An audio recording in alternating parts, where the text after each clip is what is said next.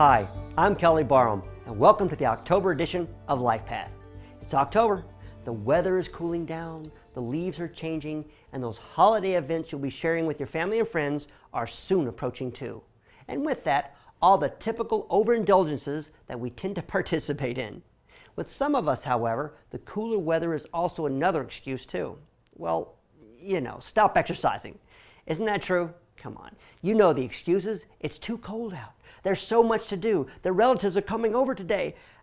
I'm bringing this up not to cast judgment, but like your chiropractor, we care about your health and hope that by now you have made great strides, maybe even past your original health goals. So in the upcoming months, as we're winding down the year, remember, this is definitely not the time to fall right back into your old habits. Proper nutrition, exercise, and of course, your regular chiropractic adjustment is just as important now than ever. With family celebrations and holiday events filled to the brim with all the wonderful, unhealthy things that we can eat, have a plan of action in place now so you have plenty of room to have fun and still stay on the road of a healthy living. And not just you. Make a plan of action for your whole family, including your children. It's just as important that they too have plenty of opportunity to enjoy all the wonderful indulgences that the upcoming season has to offer and still participate in living a healthy lifestyle. Your rewards? A healthy, active family that can get out there, enjoy the season, have fun, and fight off the stresses and illnesses that seem to creep up on so many during the busy, hectic, and often not the most healthy months. So please, share this information with your friends and coworkers too. There's no greater gift you can give than to show someone away from sickness to health.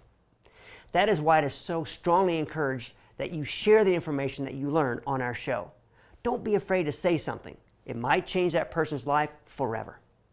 Meanwhile, as you're watching, should any questions arise, don't be afraid to turn to your chiropractor. He or she can be a great source of additional information. So now, let's get to our show.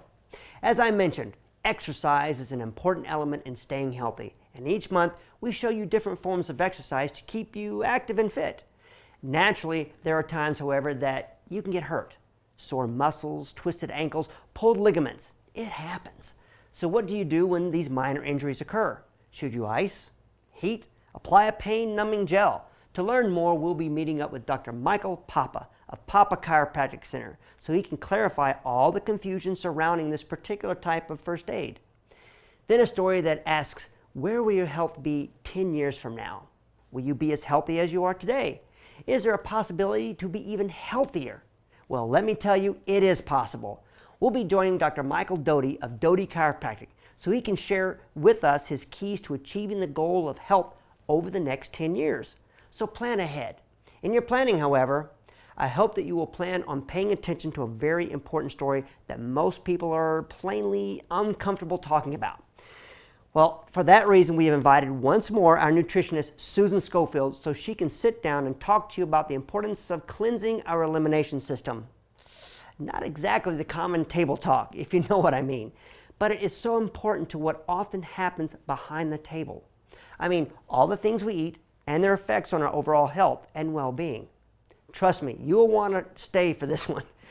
Then a more sensitive subject that affects many children in embarrassing ways, often isolating them from their peers and causing infuriating frustration for their parents. I'm talking about bedwetting. Bedwetting, a gravely misunderstood condition that has often seen miraculous results through chiropractic care. That is why Dr. Rob Sinnott of Family Chiropractic Clinic is here to dispel the frustrating myths, correct false notions, and offer hope to millions of children who would just love to know for themselves what all the fun of childhood is all about. They deserve that, don't you think? Bedwetting, however, is just one of many childhood conditions chiropractic has been successful in dealing with. Chiropractic could make a difference in your child's health from the day they are born, and that is exactly what our next guest, Dr. Christy Otto of Otto Chiropractic, will touch upon. She'll not only share why it is so important to have your children checked, but also the moms-to-be during and after their pregnancy. Listen, I know it's not exactly the subject I'm really qualified to talk about, even though I'm a father and was there for my wife's side during my child's birth. I recognize, however, that it will never equal knowing what it's like to carry and give birth to the baby. So why don't I hand the story over to Dr. Christy now. a mom, and a chiropractor. Now, how great is that?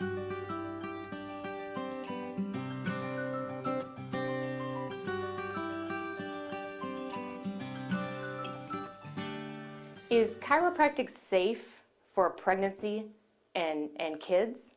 Well, today I'd like to talk about that. I do have personal experience. I do have 3 children that I received chiropractic care from all through my pregnancies. And dealing with what you go through as a pregnant mom, all the changes that your body go through so that you can adapt and grow this perfect baby. The prenatal care that you receive from a doctor of chiropractic is safe, and it's probably the best thing that you can do for your body.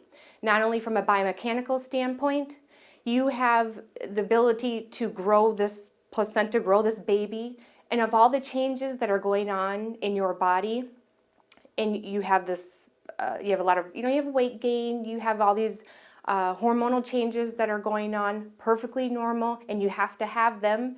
But sometimes with this extra weight, you may have back pain or neck pain or inability to sleep at night just with the tension on your spine. What a doctor of chiropractic does is analyze the spine. And it maybe look a little bit different than a normal visit for someone who's not pregnant. Chiropractors have unique tables designed so that when you lay face down, you have an opening for this growing baby of yours. And so it makes it absolutely comfortable to get adjusted. The other aspect of things is when you get adjusted by a doctor of chiropractic, yes, you restore function in that joint so that you can get out of pain and have some relief. And I personally had that. I've had 3 kids, and I gave birth to them at home by my choice. I chose that because it was a beautiful setting. I didn't have people rushing around me and strangers in my room.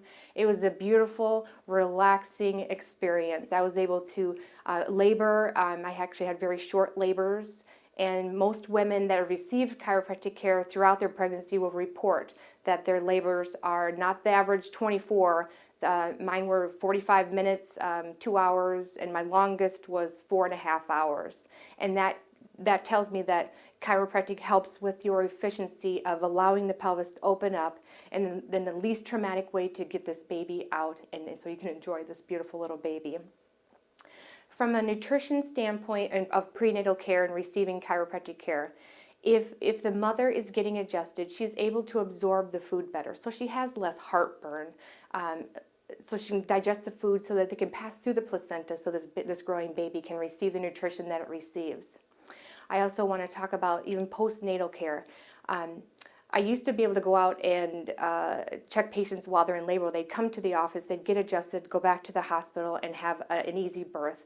Because if the spine is locked up or the pelvis is locked up, even adjusting that spine while it's in labor allows that pelvis to open up, even 10% more. 10% is a big thing when you're dealing with delivering a baby. But allowing that pelvis to open up so you can have the least traumatic birth on the mom and the baby.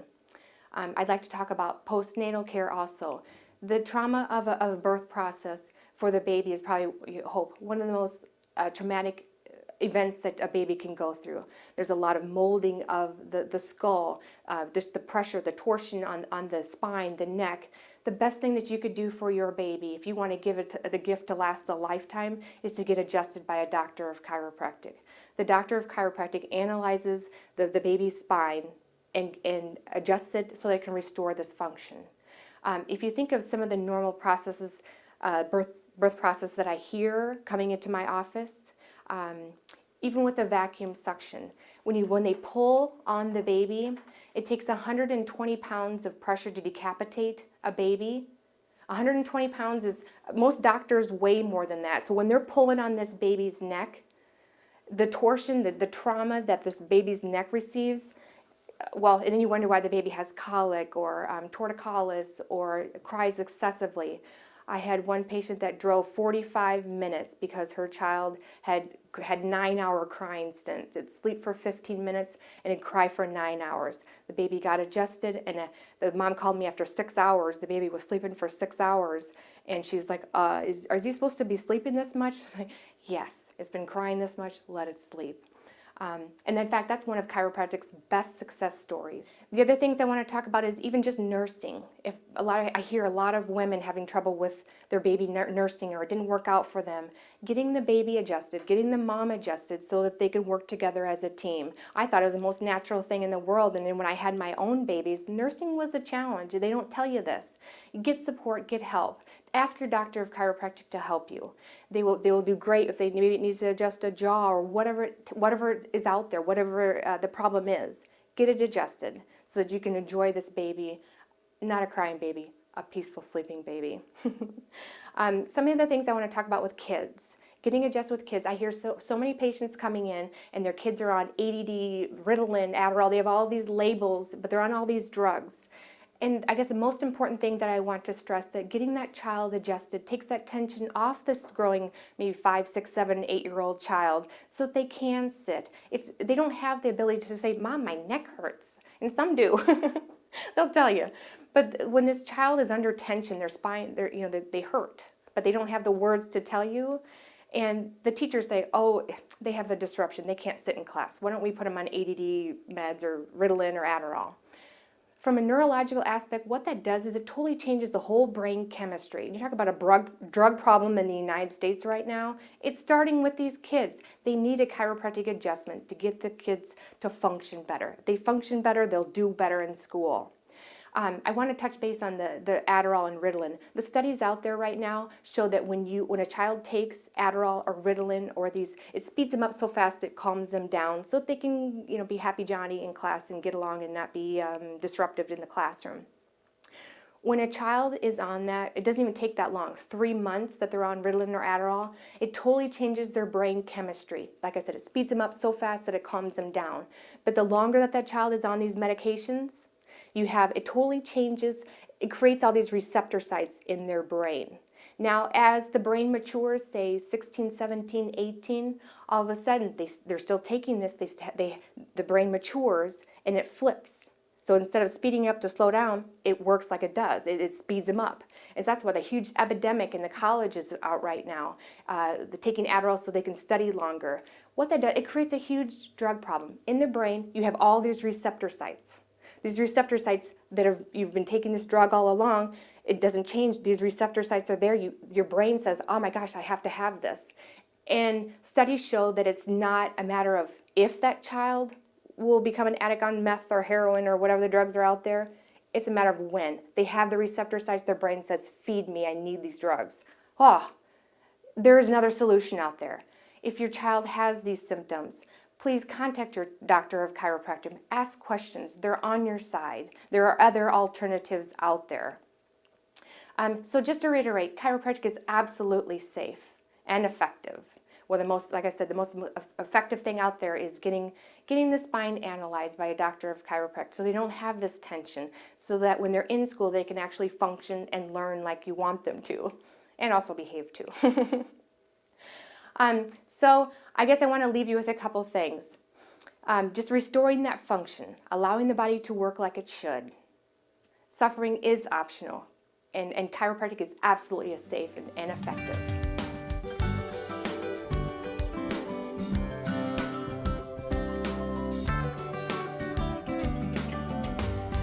Thank you, Dr. Christie. If you are pregnant or know of someone who is, whether it be family or friend, please share this information. Everybody has a right to know the importance of chiropractic care during this crucial time of pregnancy, infancy, and childhood. If you have any more questions after watching this segment, however, turn to your chiropractor. And if you do know of someone who is pregnant or is looking to have children, to come in and see your chiropractor. By the way, did you know that chiropractic care has had great results with infertility? But we'll save that for another time.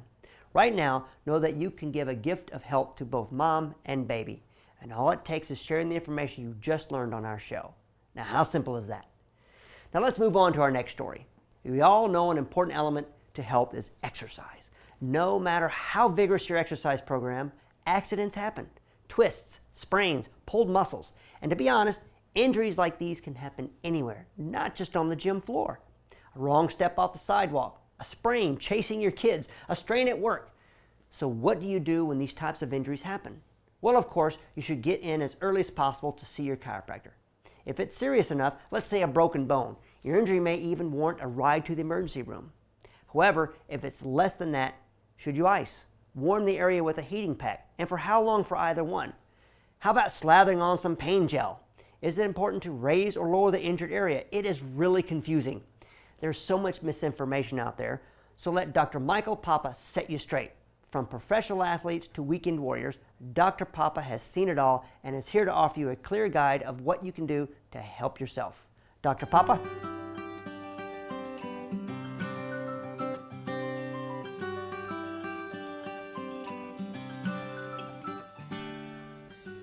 Being in practice over 20 years and treating a lot of injuries on athletes as well as just general patients, sooner or later, when you start a workout, a running program, you pick up tennis, golf, injuries will occur.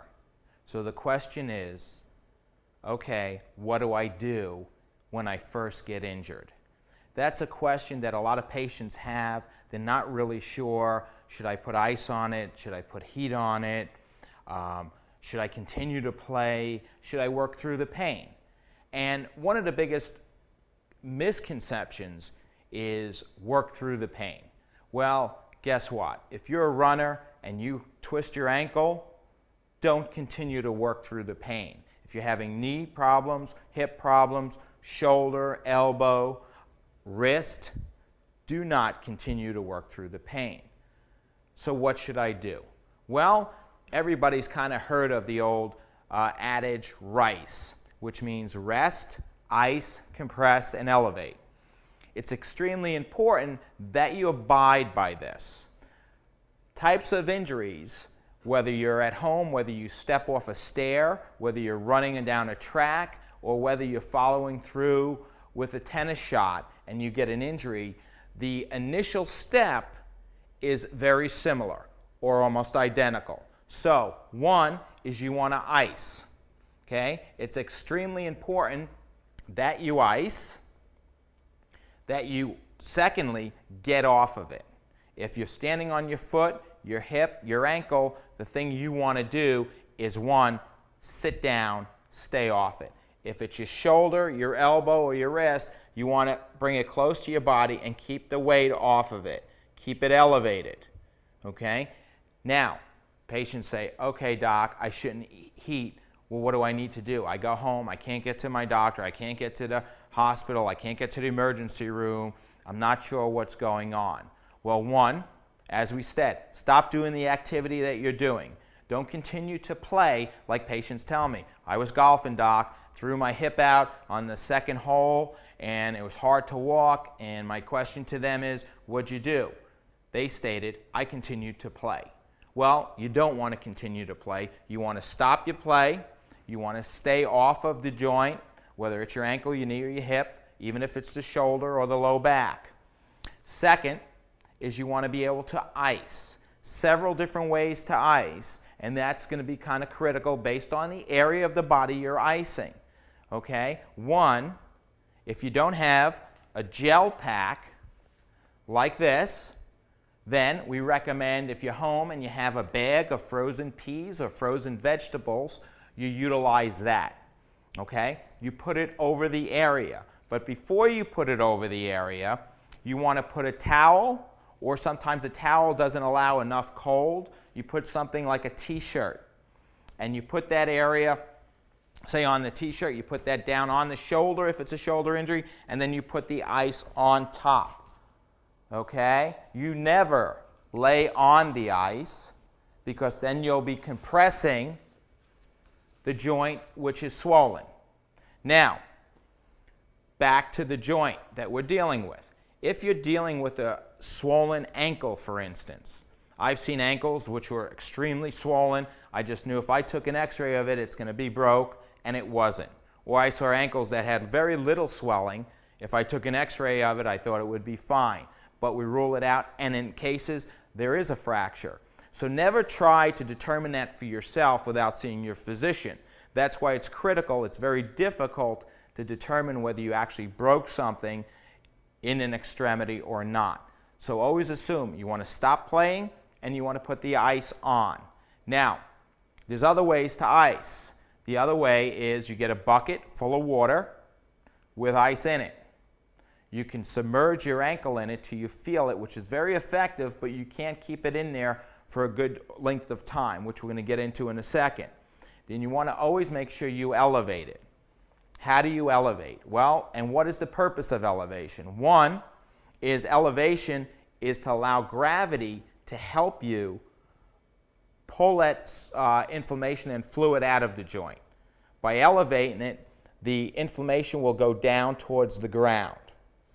So, you can use the vegetables, you can use gel, you can use water with ice, okay? If you don't have any of those, but you have a Ziploc with ice, and it's of an area where you can't put it underwater, what you want to do is you want to put ice in it, a little bit of water, put a Ziploc, always put something on the skin so you don't freeze or burn your skin. You don't get the ice burn. You want to put a t-shirt or a towel on top of that area, and then the ice on top. You never want to compress or put pressure against another surface and that ice, which will cause more of an irritation to it. Okay, you want to keep that extremity with as little motion and a little pressure on it other than the ice. Now, how long should I ice, Doc?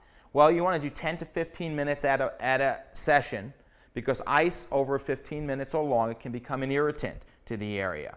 So you want to be able to do 10 minutes, 15 minutes on, 10 to 15 minutes off, and you want to continue that cycle for several hours. Now, if you have other things to do or you can't continue the ice that often, then you want to do in blocks of half hours. 10 on, 10 off, 10 on is a half hour. Do that for a couple hours throughout the day using half-hour blocks. So when you're off the extremity, that's one thing by staying. Second is you want to put a piece of towel, the ice on top, and you want to make sure it's elevated to get that inflammation down. You want to always decrease the inflammation as much as you possibly can.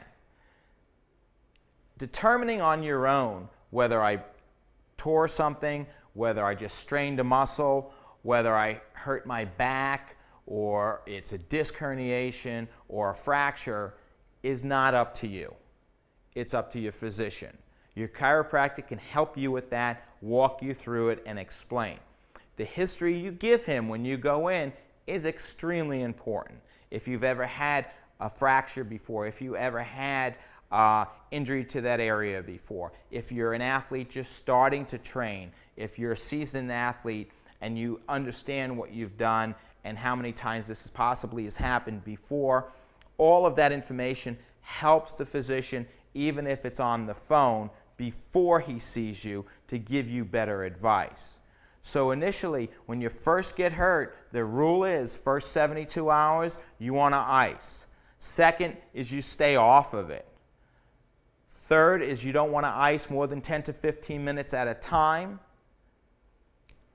And the next is to make sure you get in and see your physician. Patients will say, well, I can put this Bengay on, or I can put BioFreeze on, or I can put these types of gels and this icy hot and so forth. Not mentioning product names, but overall, ice by itself is the best thing you can do because it works as a pain reliever, it reduces the inflammation, which that's why you don't want heat, because heat will create inflammation, okay? And you want to stay off it. The gels, the creams, and so forth aren't necessarily something I recommend to patients in the first 72 hours because it may mask it, but ice is going to give your physician the best type of scenario. If you go in saying, I've iced it the last 24 hours, then you're going to get the best results. So, one, you want to make sure you call your chiropractor, get the best advice, get in to see him, and use something to help support your weight when you're getting in there, like crutches or a cane, if it's an ankle or a knee problem. So, thank you for your time. Have a great day.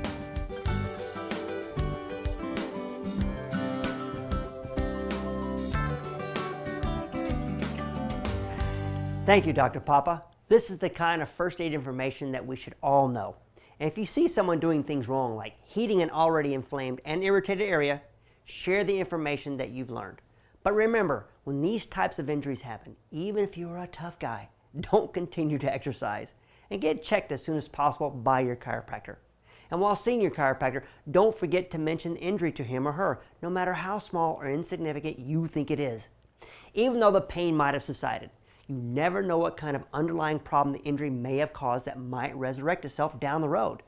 Remember, a subluxation caused by even the smallest injury can have significant effects later on.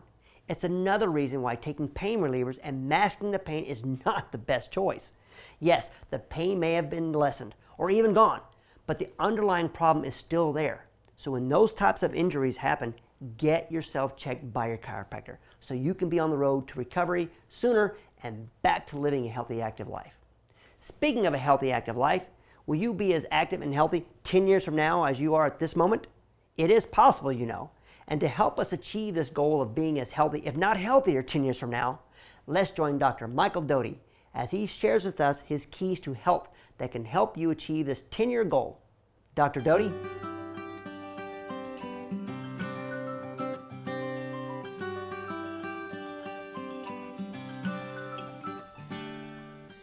Can you be healthier 10 years from now than you are today? Today we're going to talk about some keys to healing and growth that hopefully will help you become healthier 10 years from now. So we know that that'll be the case. Our first key that we're going to talk about today is laughter, or laughing out loud. We know how important laughter is, and laughter is a good medicine.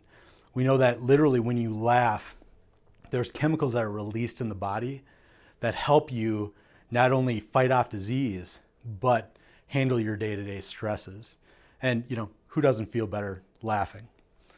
Our second key that we're going to talk about today is breathing. Now, we know that obviously breathing is very important, but I think we take it for granted. Those day-to-day, we don't think about our breathing. And what I like to teach people, especially our practice members, is to make sure that when you're breathing, we have a breathing technique where we take a deep breath in and you hold it, take a little bit more in and hold it, and then take a third breath in and hold it for as long as you can, and then release it out. What that does is that draws oxygen deep down into your lungs so you can oxygenate the cells as the blood goes through that. And obviously, oxygen is very important to the function of our bodies. Our third key that we like to talk about is liquid energy. And what I mean by liquid energy is hydration. And when people think about hydration, what they think about is drinking water. And that is very true. We want to make sure that you're drinking a good source of clean, pure water. We definitely need that. But I also want you to think about things such as raw fruits and vegetables and the vital waters that are contained within them. See, when we're eating those raw fruits and vegetables, we're also getting hydration from the water in those foods. So think about adding that in as well to make sure that you are plenty hydrated. Obviously, our body is over 60% water, so we definitely need to make sure that we have that water in there so things can flow through our body and our cells can function at 100%. Our fourth key, what we look at, is building blocks. And what I mean by that is nutrients and the foods that we eat. Now, what we tell people is if you want to be more alive than dead, you need to be eating foods that are more alive than dead.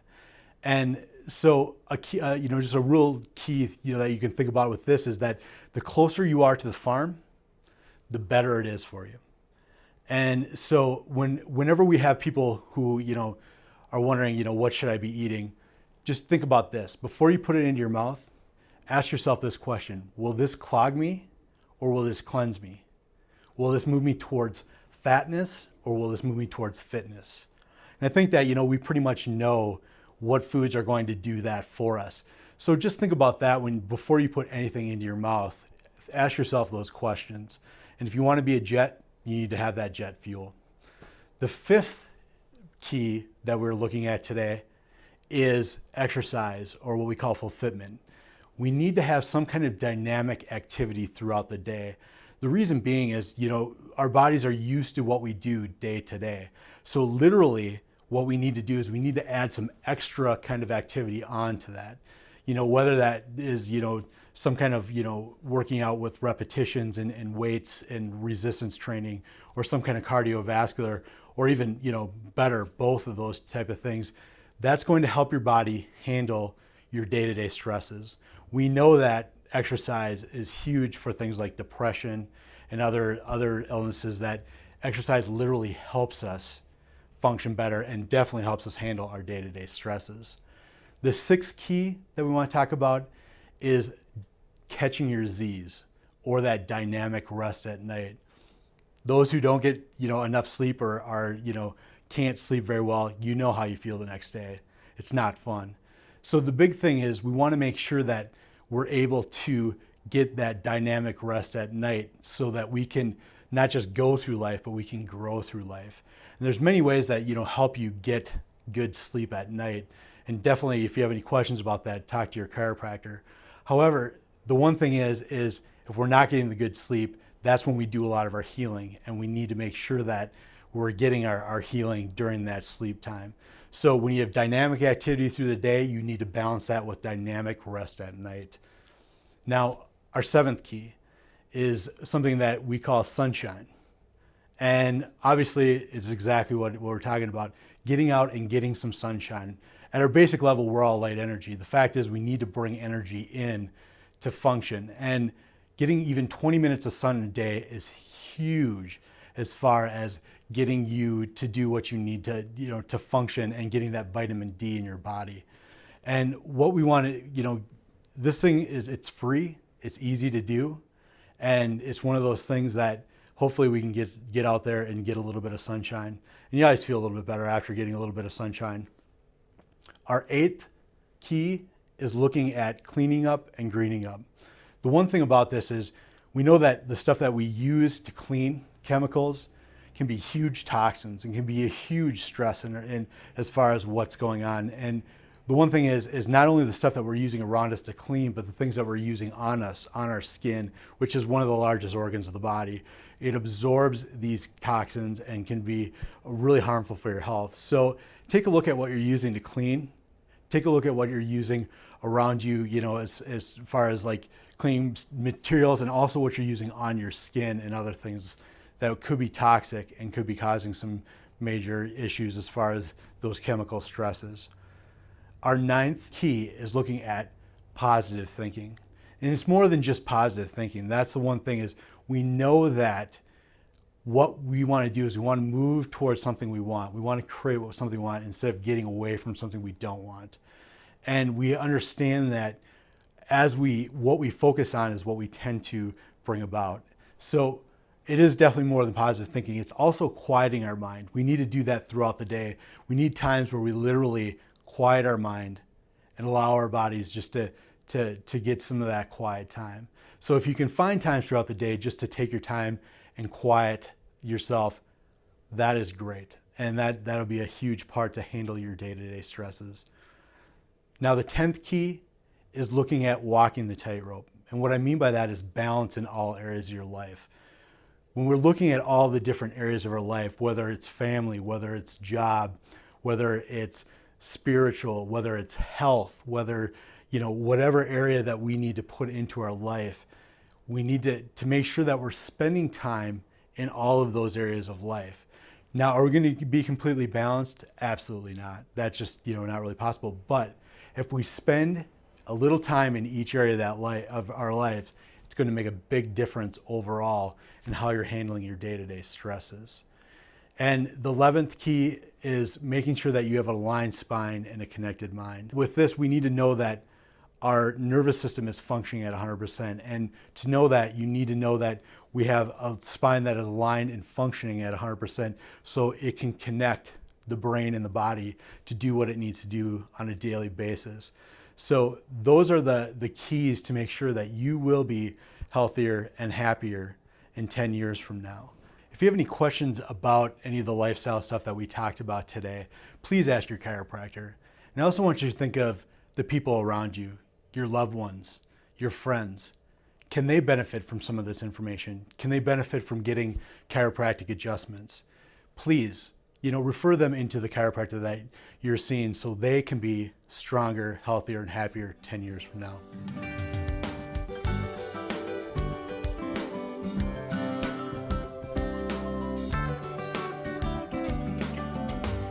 Dr. Doty, thank you. That was priceless information. Can you incorporate those 11 keys into your own life so you can reap the benefits 10 years later?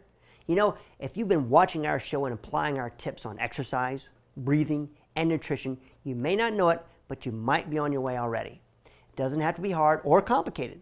So again, I do urge you to share this information. You never know how you might change someone else's life for the better. Now, going back to nutrition, however, did you pay attention when Dr. Doty mentioned when you put food into your body, you should ask, will this clog me or cleanse me? Well, I like to connect that to our next story. As I mentioned earlier, nutritionist Susan Schofield will be joining me to discuss exactly that. Being or not being clogged. I know it's not a typical subject for polite company, but the reality is it's an important aspect of our health and we need to talk about it. Our elimination system and how well it functions directly relates to our overall health and well-being. So please don't leave it in the dark. Instead, let's join Susan Schofield now for a look at what we need to do to keep this important system healthy.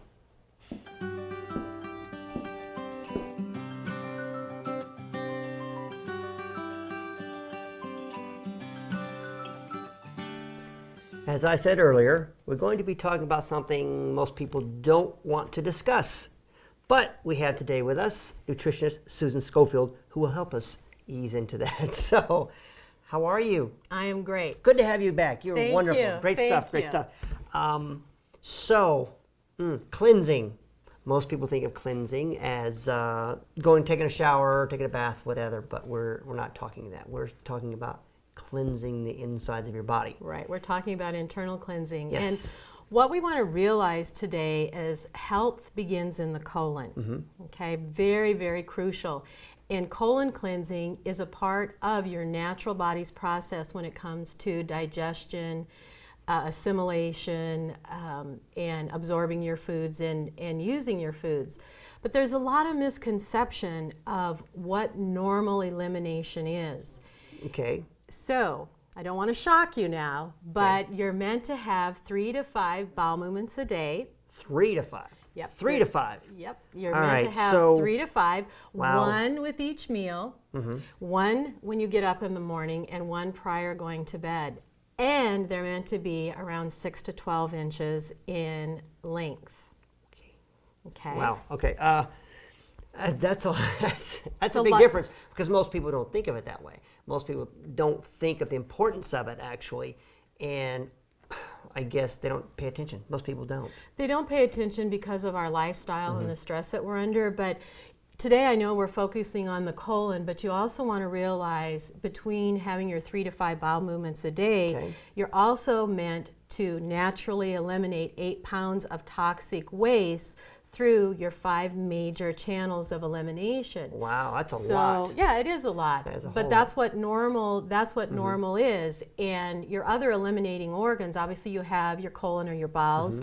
You have your skin, which is your largest eliminating organ. I never thought of it that way, but yeah, It's huge. Okay, I understand. Gotcha. And then you also have your kidneys, your lungs, and your lymph system, which all contribute to that 8 pounds of toxic material being eliminated. And people, like you said, they think about, when they think about cleansing and hygiene, they think about externally, not internally. Even though we take our car to the mechanic and we have our fluids checked and our oil changed. Good analogy. And I like that. we also know what happens when the pipes in our homes get clogged and our drains get backed up, and that waste comes back into your home rather than, being eliminated through the plumbing system in your house. So the cleansing process is very natural, but what we want to do is assist that process. And in today's society, constipation just happens to be the #1 ailment out there. Really?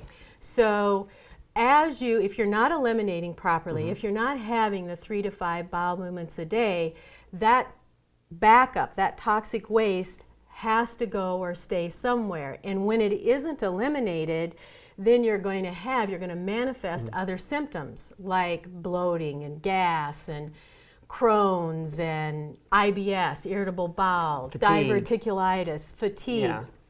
All of those things come from the lack of proper digestion and elimination. Wow. So, I mean, nobody wants to talk about it. And like you're saying, our lifestyles have changed, I guess, dramatically from a long time ago. With the stress and of course the foods we eat. We talk about that so much on here about proper nutrition. I mean, I'm sure that helps too. Oh, it definitely Okay. helps. And so for people, you know, if they're asking, well, where should I start? How can I assist the body in this Right. natural process? The first thing that you would do is increase your fluid intake, increase your water intake. Okay, so number one rule is when you get up in the morning, before you have your cup of coffee, before you eat your breakfast, you want to have 8 ounces of good, pure, clean water. Right, okay, I'll work And it in there. then you want to drink somewhere between 8 and 12 glasses of water throughout the day. So We do that a lot that's here, though. Yes. See, we're in the Arizona area, and we do a lot of that here. So that's changed for me too. But and the point you made about your skin, because it's so hot here, I realize that too. I'm eliminating a lot more water that way. Because what you So- want to do is you want to hydrate your body, Sure. but you also want to assist the kidneys in their elimination, and that takes pure, clean water. You know, Which helps everything. Yep, which Good, absolutely helps good, everything. very good. The So- second thing, Uh-oh. okay, I have another question, but that's that's all right. let me tell you That's this, all right. and then you can ask Because me. you've got a lot of it. So The second thing that you need to do is improve your fiber. that's what I was going to ask you. Okay.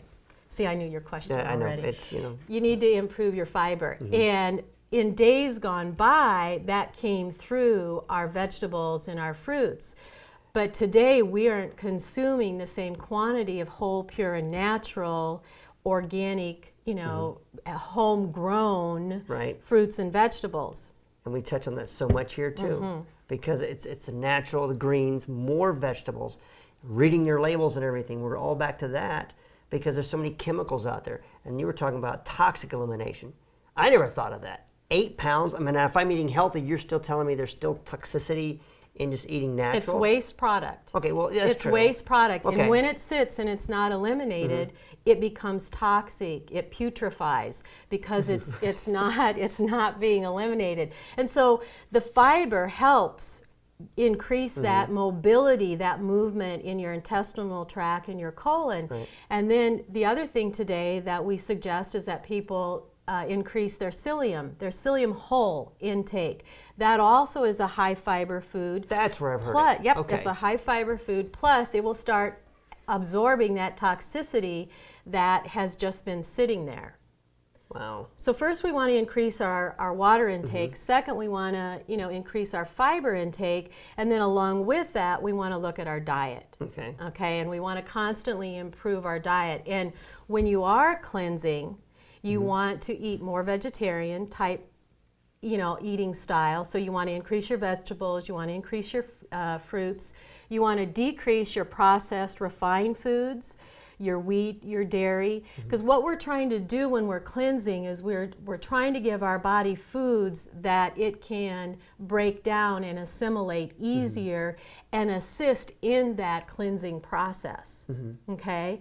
Then the next step is to actually do herbal supplementation. I was going to ask you that Yep. because you were also talking about natural foods. So if we're getting away from all the processed foods and we're getting back to natural, that's going to aid a lot in our digesting and eliminating stuff too. So back to labels and getting rid of the chemicals and everything. And now herbal supplements, we talk about that. I take chlorella. And I remember you talked about that before. It has a lot of fiber and it's my greens also. So that's a start. That's a great start. Okay, I'm getting there. Yep. So I'm that's working my way. Yep, that's a great start. So what other herbal supplements possibly? Well, there's a lot of herbal companies out there that pre-package specific cleanses. But what's very important when you're working with someone or when you go to buy a cleanse, you want to buy a cleanse from a quality company. And for example, when I work with an individual, I find out their strengths and weaknesses health-wise, because sometimes I have to start out very simple, very gradual, very gentle, and then work into a more potent and specific cleanse. With somebody, for example, that has inflammation in their intestinal tract, has the IBS or the diverticulitis, we might just start out with liquid aloe vera and liquid chlorophyll. and chlorella and just focus on green. And then once that healing takes place, then we'll move into a colon cleanse, which has the psyllium hulls, the marshmallow and pepsin, the acidophilus, The marshmallow what? marshmallow and pepsin. We're not talking marshmallows. No, Okay. absolutely not. Marshmallow and pepsin. You caught me off guard. Yeah, probiotics. I'll eat those. No, we're talking about clean, whole, pure, I natural. know, that's why I was like Kelly. marshmallow. I mean, we joke around, and because this is a serious subject. And it makes people uneasy talking about your bowel movements and things. I mean, it does. Well, nobody really wants to talk about it. It's very important. It's very personal. It's very personal. It's very important. And when you start doing colon cleanses, you will become what I call a stool watcher. Because the I'm longer stool you're, watcher. That's a song. I'm a stool. Oh no, that's a game show. Never mind. the longer you cleanse, which, you know, when I start working with someone, I have them cleanse from 2 to 4 months, Okay. 5 days on, 2 days off. And what happens with your colon is you're going to start pulling out materials and plaque that have been stuck in that intestinal tract. And what's so amazing, when I started doing this early on with an individual, she actually started eliminating enteric-coated aspirin tablets that she had taken, she told me 10 years ago, that had gotten lodged in her intestinal tract. Are you serious? I'm very serious. I'm not trying to be funny. That's scary, actually. It's very scary. And so what you want to realize is that you know, people will say to me, well, who should cleanse and when should I cleanse? Everybody should. Everybody should cleanse, and you should do it at least twice a year. Okay. At least, minimum. And you always start out with your digestion and your elimination. And then from there, we would work into doing parasite cleanse. We would do gallbladder and liver flushes. We would maybe support the lungs and the lymph, those being all the major eliminating organs. Wow. Again, it's something serious. We're joking about it, but everybody needs to do it. Everybody has to really look at what goes into their body. And now you're talking about herbal supplements, all natural, and bring them, I guess, circle of life, if you want to call it that. But it's so important.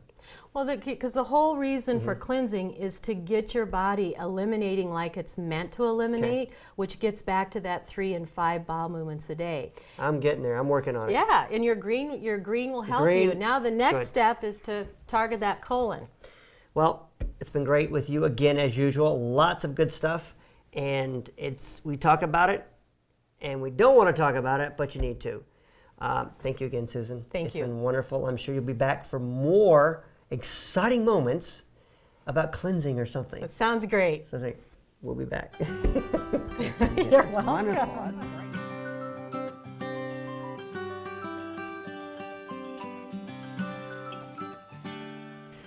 Wow, it's definitely Susan who can make talking about our elimination system so normal and acceptable. I love her for that. So I hope you paid attention. It may not be exactly the kind of subject you might feel comfortable bringing up during a polite dinner, but otherwise it is something that we really need to talk about. Keeping your elimination system in proper working order is important to your health and well-being, and cleansing can impact your life immensely. And this goes not only for you, but your family and children too, especially your children. Getting your children on the right path now, educating them on proper nutrition, and even the importance of, to put it simply, going to the bathroom gives them the right tools for life. And having the right tools today can have a great impact on tomorrow. I'd like to take us to our next story and the impact that something like bedwetting can have on children and their lives. Just like our previous story, it is something that people don't like to talk about. For children, it's embarrassing. For parents, it's frustrating. And what chiropractic has to offer in this case is truly life-changing. So let's take bedwetting out of the dark and take a look at what causes it and what can be done. Dr. Rob Sennett is here to dispel the myths and misunderstandings and finally offer clarity and hope. Really, it's time. So let me move on and bring on Dr. Sennett.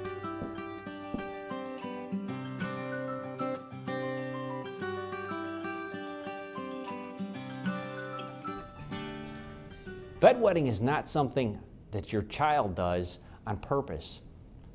Quite often they think it's something that's their fault. And what I want to talk to you about today is a mechanism where chiropractic can step in and help some of these children, because they have a terrible problem that needs to be addressed, and it's something chiropractic can do. If we look at the structure of the way the body is made, the bladder is like a balloon. And in the bottom of that bladder, there's two sphincters. And what sphincters are is they control that opening, close. So there's one sphincter that 24 hours a day, that sphincter is under control of your brain. The other one, you only consciously control it. It's like your arm. When you're asleep, your arm, you're not writing. You consciously have to think about writing. It's the same thing with this sphincter. You consciously have to be awake for your body to be able to control that second sphincter. What happens sometimes is these children, as that bladder gets to a certain size and starts to distend, starts to grow, fill with fluid, it stretches that bladder. When it stretches the bladder, the muscle in that bladder sends a message up to their brain that says, I'm starting to get some pressure here, and it sends a message to them that they need to visit a restroom. When it gets to a certain size, past that, sometimes while they're asleep, if you consider it this way, when they sleep and that bladder fills, which it normally would do anyway, that sphincter that's there 24 hours a day makes sure that fluid stays there. But what happens sometimes is that sphincter that's 24 hours a day, 7 days a week, it's like your heart, it's constantly working. When that sphincter is not functioning properly, let's think about that. If that sphincter opens just a little bit, then when you're awake, that other sphincter is controlling everything and doing a great job. But when you go to sleep, that second sphincter starts to open because it's only consciously controlled. And now the one that 24 hours a day is supposed to be doing its job, it's incompetent. It's not doing its job properly. Urine leaks through. And the way our bodies work is as soon as urine starts to travel from the bladder, it kicks in that muscle around the bladder to squeeze. And that's why, as you've probably noticed yourself, it's hard to stop once you start. And that's because that muscle starts to squeeze and propels the fluid out of the body. So those, as you would think, those are controlled by nerves. There's a nerve that controls that 24-hour-a-day bladder so that it stays competent. And there's a nerve that controls the conscious bladder, just like your arm. So when you go to sleep, if that conscious sphincter is functioning properly and the unconscious one isn't getting the message to it because there's an interference to that message, that flow of information isn't getting to that sphincter to tell it to tighten up and to maintain continuity, to maintain its integrity so the child doesn't bedwet or so an adult doesn't bedwet. It's the same principle. That they're contained and controlled. And the reason we see this so much in children, and until they get to their mid-teens, it's pretty common. It's more common than you'd think. But you don't hear much about it because people don't like to say, boy, I've got a kid that bedwets, because it sounds like an embarrassing thing. And it's not. It's just part of physiology. It's like having a cold or hay fever or anything that can go wrong with your body. It's something's not functioning properly. It's a functional problem. This is why chiropractic is so important. What we do as chiropractors is we look for that interference. And there are several places in the spine that are of particular importance in a child's bladder. There's the one that controls the conscious sphincter and the one that controls the unconscious sphincter. They're two separate supplies because our body has ways of protecting things and protecting mechanisms to make sure that they have constant integrity. But down by the tailbone, quite often, there's a segment of the spine that can shift backwards, and that part of what that nerve controls, where that subluxation takes place, it interferes with the flow of information to that sphincter. And if that sphincter has that information that tells it to keep a certain amount of tone, if that's not getting there properly, it's not going to have the proper amount of tone. But as long as they're awake, they're going to be able to control their bladder. It's when they start to fall asleep that they start to lose that control. This is where chiropractic comes in. It's such an amazing thing to be a chiropractor and to have a child come in with something like this, and the stories they will tell you. They can't join Boy Scouts. They can't go on camping trips with their friends. They can't do overnight pillow parties with the other girls in class because they have this issue, this functional problem. And it's such a simple thing to take care of. It really helps these children. It changes their life. They're kind of social outcasts to a degree because they can't be part of the other kids, what they do. So you're really helping your child achieve a socialization that they feel kind of that they really don't want to do, because if they make good friends, then their friends are going to say, come on over, we're having some of the other kids in class are going to come over tonight. Well, now they can't, because they know if they fall asleep in that house during the night, that there's a good chance that they're going to wet the bed. And they don't want their friends to know this. This is a tragic thing for a child. It's tough for them to go through. I have a lot of kids that I've seen like this. One in particular that pops into my head was a very recent case. This little boy had told his mother, you know, you need to punish me. And he was about 11 years old. That he felt so bad about this. And these kids, they don't get anything to drink with dinner. They don't get anything to drink after dinner, because obviously they have fluid in their body. There's fluid in your body whether you have something to drink after dinner or not. That has nothing to do with it. The problem is a functional problem. And you know what? You might think, why does this stop then when they hit their teens? You never hear 20-year-olds having a bedwetting problem, very rarely. And that's because the bones of the sacrum, the tailbone, that triangular set of bones down in our lower backs, down by our pelvis, that there's one of those bones, the way it's shaped, it can shift backwards. And it's 5 separate bones until we hit our mid-teens. Once we hit about 15 years old, give or take, it's pretty close to about 15, those discs, the spaces between the bones, they seal over and turn into bone, and that sacrum, that tailbone, turns into one solid bone. It can no longer interfere with that nerve, and so the child stops their bedwetting problem on their own. But why wait till they're 15 or 16? That's a tragic thing. You can make such a difference for a child today. Whether it's your own child, you have to know a friend or a neighbor or someone who has this problem they're dealing with. This is a tragic, terrible problem. And if we can move forward with this, you can change a child's life. Talk to your chiropractor. They can give you more information and help you change a life.